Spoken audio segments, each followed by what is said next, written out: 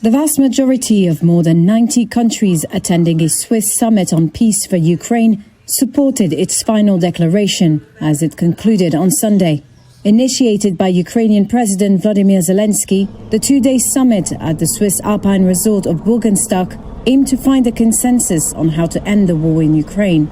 I'm confident that together we will ensure the result. The first and the second peace summits should unite our joint work on the details of peace.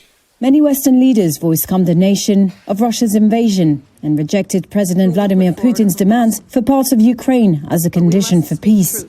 However, some countries attended the summit did not put their name to the communiqué, including Mexico, Saudi Arabia and India.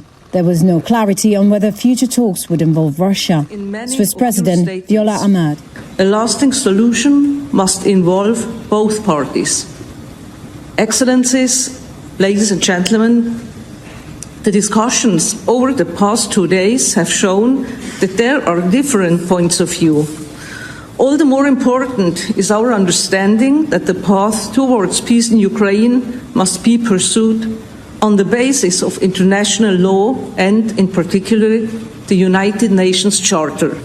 Moscow, which was not invited, labeled the summit a waste of time. China was another notable absentee. The conference nevertheless underscored both the broad support Ukraine still enjoys from its allies, but also the challenges for any lasting ceasefire.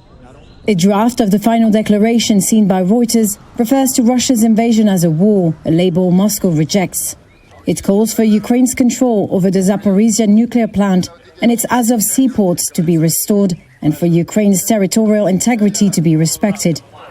But, in line with the conference's more modest stated aims, it omitted tougher issues on what a post-war settlement for Ukraine might look like and whether Ukraine could join the NATO alliance. The Kremlin did not rule out future talks with Kyiv, but said guarantees will be needed to ensure the credibility of any negotiations. Whether there will be a follow-up to the summit and where it will be held remained unclear.